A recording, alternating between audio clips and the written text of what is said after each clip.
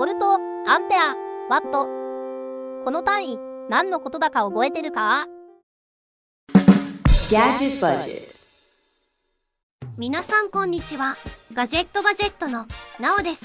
ガジェット好きであればモバイルバッテリーは持ってますよね。イベントなどで長時間外出したり、外での PC 作業時に持っているととても便利です。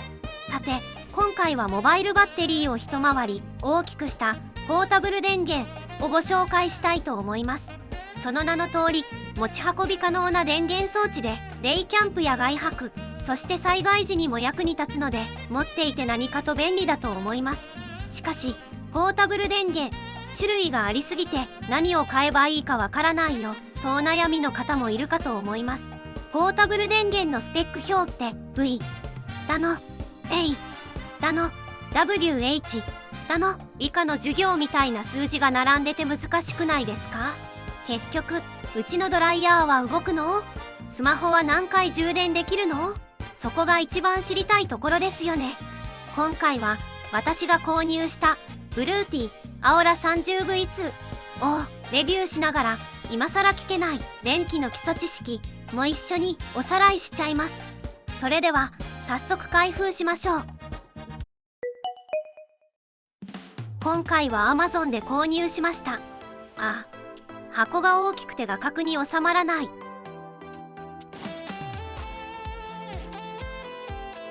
しかも箱に箱。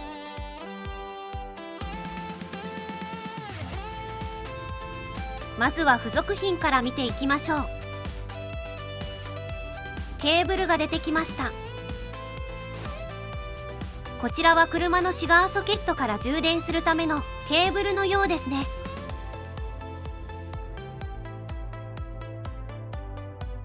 コネクタはしっかり差し込む要注意書きがあります。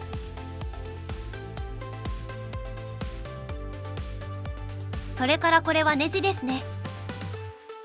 おそらくアース線を固定するためのものと思います。そして電源ケーブルです。太くてしっかりした作りになっています。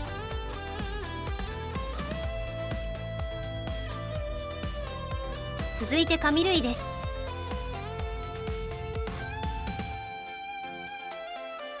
まずは日本語マニュアルですね。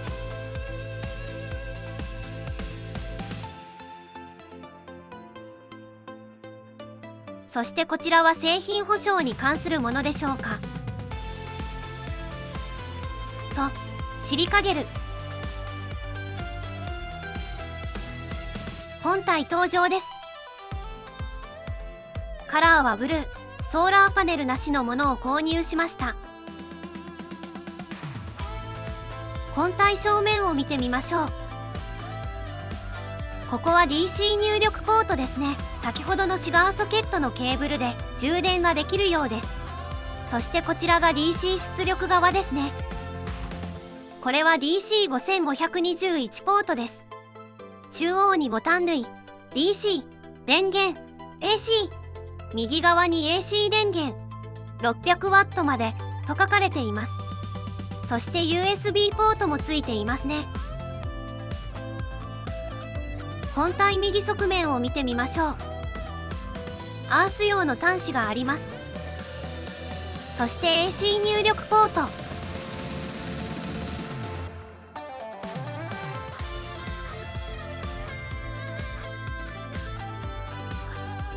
本体背面は特にポート類はなし。注意書きとスペックが記載されています。左側面も特になしです。排熱用の空気穴が開いています。本体上部も特になし。アプリの QR コードでしょうか。シールが貼ってあります。本体底は何もありません。ゴム足があるだけです。サイズです。幅250、高さ167、奥行き 178mm です。重量は 4.3kg と記載されていました。では充電してみましょう。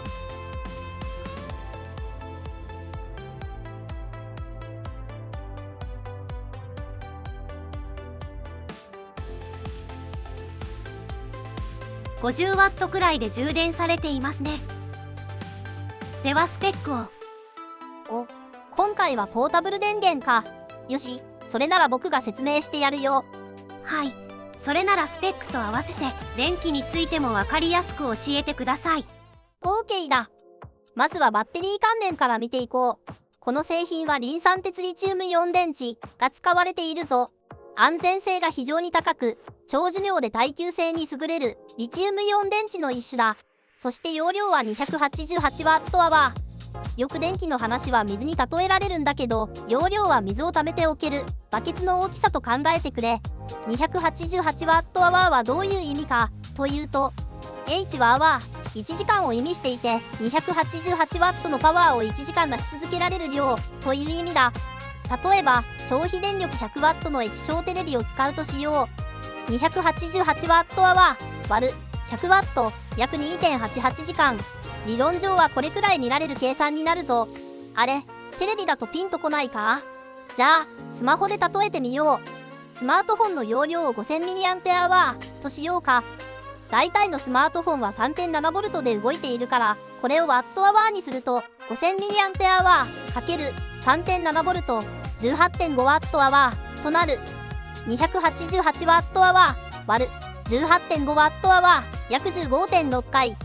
計算上はこうだけど、ポータブル電源から電気を取り出す際、電圧の変換や熱としてエネルギーの一部が消費される変換ロスというものが発生するから、実際は12から13回分くらいが現実的かな。この容量だとデイキャンプや長時間のドライブなんかで使うには良さそうだけど、災害時や長期の外泊等ではちょっと少ないかもな。容量が大きいほど長時間の電力を確保できることになるが、本体の大きさ、重さに比例し価格も高くなるぞ。どれくらいの時間、どれくらいの電力が必要かを考えて製品選定が必要だな。出力を見ていくぞ。この製品の AC 出力スペックだけど 100V、6A、そして合計 600W と記載がある。ボルト、アンペア、ワット、この単位何のことだか覚えてるか？さっきの水の例えで言うと、ボルトは電圧で水圧、水を押し出す勢いの強さだ。一般家庭のコンセントは 100V だな。アンペアは電流、ホースの中を流れる水量だと思ってくれ。ワットは電力だ。水圧と水量を掛け合わせた仕事量を表している。計算式はこうなる。 V 電圧×A 電流イコール W 電力。青ら 30V2 のスペックで計算してみると、電圧 100V× 電流 6A で 600W。 つまりこのポータブル電源は合計 600W までのパワーなら出し続けられますよという仕様だ。この計算ができれば、自分の持っている家電がどれくらい使えるかがなんとなくわかるようになるぞ。 USB 出力については最大 140W あるから申し分ないな。ノートパソコンなんかも余裕で充電できるぞ。そして入力は AC 電源やシガーソケット、ソーラーパネルからも本体の充電ができるようになっているぞ。さて最後にこの製品の目玉機能だけど、電力リフト機能というのがある。定格出力 600W なので 1200W のドライヤーとか 1000W の電気ケトルは普通使えない。安全装置が働いて止まってしまうだろうな。なんとこの機能を使うと最大 1500W までの電化製品を動かすことができるんだ。なおそのドライヤーは何ワットだ？これはターボモードで 1200W ですね。ではつないでスイッチを入れてみてくれ。まずは送風のみ。